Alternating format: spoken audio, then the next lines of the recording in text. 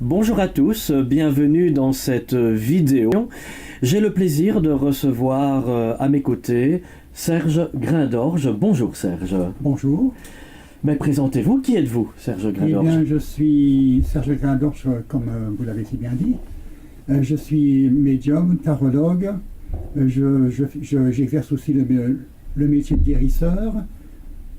C'est tout un programme ça, et depuis combien d'années exercez-vous cette profession? Depuis 32 ans et comment est-ce que j'ai pu me rendre compte à un certain moment donné que j'avais le don de voyance, de guérison, mais surtout de voyance au départ. Oui. Ça m'est venu quand j'ai eu la notion de conscience dans ma tête, si je peux dire.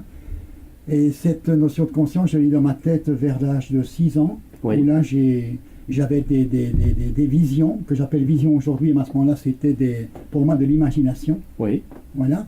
Et donc cette imagination, j'ai constaté que ça n'en était pas une, pardon, parce que j'avais l'occasion d'en parler à mes amis de l'époque, et finalement, à mes amis se passait ce que je leur disais. D'accord. En fait, oui. Et c'est là que j'ai compris que il y avait quelque chose de spécial, oui. En fait.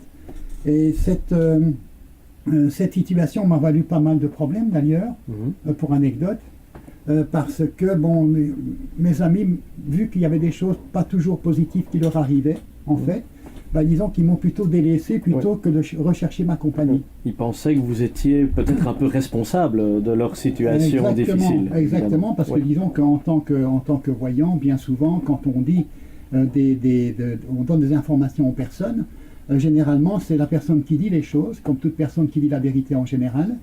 C'est la personne qui dit la vérité est responsable. Oui. Non, parce qu'il faut quand même bien un bouc émissaire pour que les personnes puissent s'exorciser un petit peu par rapport au vécu qu'ils ont, par rapport à ce qu'on leur a dit. Oui, oui.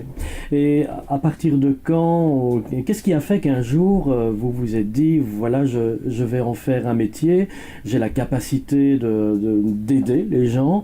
À partir de quand c'est devenu plus une profession? Eh bien, j'ai mis de côté en fait ces visions, je vais dire, oui. Entre 6 et 18 ans. Bon, j'en avais toujours. Mais j'ai bien gardé ça pour moi. Et donc, mais j'avais remarqué que ça se développait de plus en plus. Et alors, j'ai eu l'occasion de voyager à l'époque dans toute l'Europe pendant 4 ans. Donc, j'ai pris 4 ans d'année sabbatique, si on peut dire. Oui. Et là, j'ai rencontré les bonnes personnes. Et les personnes qui m'ont dit, des prêtres, des psychologues. Enfin bref, j'ai rencontré, comme je disais, les bonnes personnes. Et ils m'ont dit, tu n'as pas le droit en fait de le garder pour toi, il faut que tu exerces, il faut que tu le dises, il faut que tu le montres.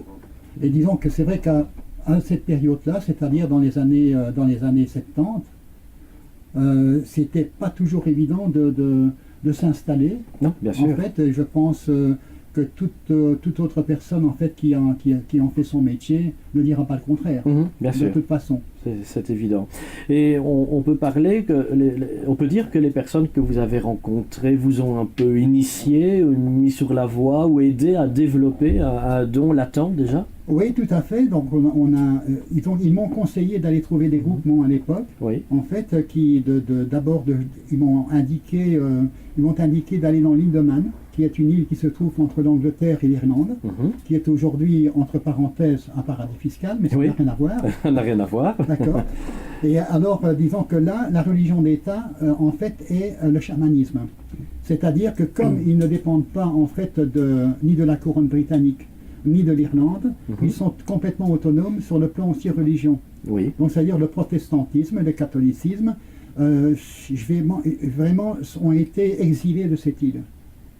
Et donc, la religion d'État et le chamanisme, et donc, là, j'ai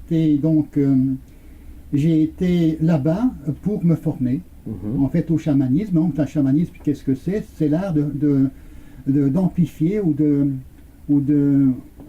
d'avoir la possibilité d'utiliser les forces naturelles pour les dons de guérison, pour apprendre à formuler les prières, à formuler les mots, etc., pour que l'on puisse, par ces mots, créer une vibration et une aura bénéfique pour les personnes, par exemple, et en même temps développer les dons en fait, qui sont des dons de voyance, de guérison, qui sont de toute façon naturels.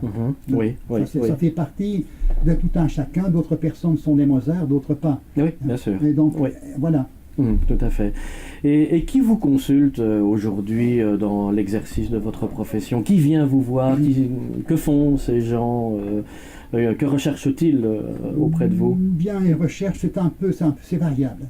C'est variable. Il y a un peu toutes les demandes, en fait. Il y a toutes les demandes, disons qu'il y a toutes les couches sociales aussi, en fait. Et on remarque bien qu'il y a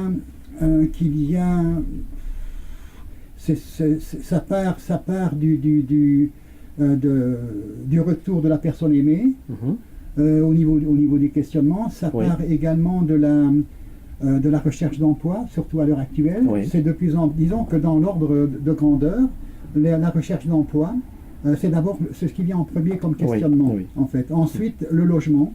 Et ensuite, seulement l'affectif et l'amour, le cas échéant. D'accord. C'était pas vrai il y a quelques années. C'était pas vrai au début, parce qu'il y a 30 ans, effectivement, il y avait... d'abord, c'était l'amour. Puis, il y avait vraiment la recherche de maisons, de logements. C'était quand même minime à l'époque. C'était 10% sur 100. Et le travail, c'était aussi 10% sur 100, à peu près. Donc, il n'y avait pas les mêmes difficultés. Il n'y avait pas les mêmes difficultés qu'aujourd'hui. Et alors, ce qui revient souvent également, ce sont les questionnements sur le plan financier, évidemment. Oui, c'est clair. C'est clair. Et alors, une vive inquiétude pour l'avenir, en fonction de tout ce qui se passe actuellement sur le plan mondial financièrement, sur le plan, en fait, des conflits, en fait, qui sont en cours actuellement, et y compris par rapport à, on ne sait pas très bien, les personnes ne savent pas très bien où elles vont. En fait, en fonction qu'il n'y a pas vraiment de ligne à suivre actuellement, elles se cherchent. Elles cherchent en fait une dimension qui leur permettrait d'avoir une valeur sûre. Voilà, c'est pour ça qu'elles viennent vous voir, c'est parce qu'elles sont à un carrefour de leur vie, que ces personnes ont besoin d'être aidées, guidées, orientées, et vous êtes là pour essayer avec elles de leur trouver, je suppose, le meilleur chemin de vie. Oui, parce que disons, le tarot peut indiquer en fait le chemin, effectivement, mais disons que il faut comprendre aussi que quand on ressent quelque chose en voyance ou en tarologie, c'est quand même, c'est un ressenti c'est une piste, en fait, par rapport à ce que la personne amène en tant que personnalité. Elle est en demande, même magnétiquement parlant, on ressent son magnétisme. Bien sûr, quand elle va tirer les cartes du tarot, ou que je vais avoir une voyance directe pour elle, je vais lui donner une piste, une information par rapport à ce qu'elle est aujourd'hui, mais cette information, si elle va lui servir à ne pas peut-être bifurquer par rapport aux troubles qu'elle porte en elle au moment où elle vient me voir. D'accord. En fait, voilà. Donc de ce côté-là, c'est sur ça qu'il faut comprendre, c'est que la voyance n'est pas inéluctable. En fait. Et donc de ce côté-là, c'est une piste, mais en même temps, la personne reçoit l'information de ce qu'elle doit faire. Si elle le fait, c'est tant mieux. Si elle ne le fait pas, elle continue à être peut-être dans une situation un peu plus pénible que si elle aurait suivi le conseil, le cas échéant. Évidemment. Est-ce que vous donnez aussi des formations, des cours, des gens qui voudraient apprendre? Bon, j'ai bien compris qu'un don, ce n'est pas transmissible, c'est clair, mais est-ce que vous pouvez... Voilà, ça c'est clair. Mais est-ce que vous pouvez néanmoins apprendre, donner des pistes aux gens pour, peut-être pas pour être voyants eux-mêmes bien sûr, mais des enseignements pour se chercher eux-mêmes. En tarologie, bien souvent la tarologie développe une sensibilité particulière par l'étude qu'on en fait. Également aussi, il y a des personnes qui sont douées aussi naturellement qui viennent au cours de tarologie ou de voyance ou de connaissance de soi quelque part, mais bien souvent le tarot, en fait, je reviens toujours sur le tarot. Pourquoi? Parce que c'est quand même un outil très... Voilà, c'est votre cheval de bataille. Oui, mais c'est un support, en fait. Mais disons que c'est un support qui permet en fait de sensibiliser les personnes à eux-mêmes, mais en même temps, ce que les personnes ne savent pas au départ, c'est que c'est une connaissance de soi. En fait. Et cette connaissance de soi, par le tarot on peut le faire par d'autres outils aussi, comme le chamanisme. Le chamanisme est plus est plus diffus, c'est-à-dire qu'il n'y a pas de support comme le tarot, en fait, vous voyez, ou comme les runes, par exemple. Les runes qui sont un moyen divinatoire scandinave. Tout à fait. Et ce sont des signes gravés sur des pierres qui sont au nombre de 25 ou de 18 selon le futark. En fait, le futark, c'est l'ensemble des runes.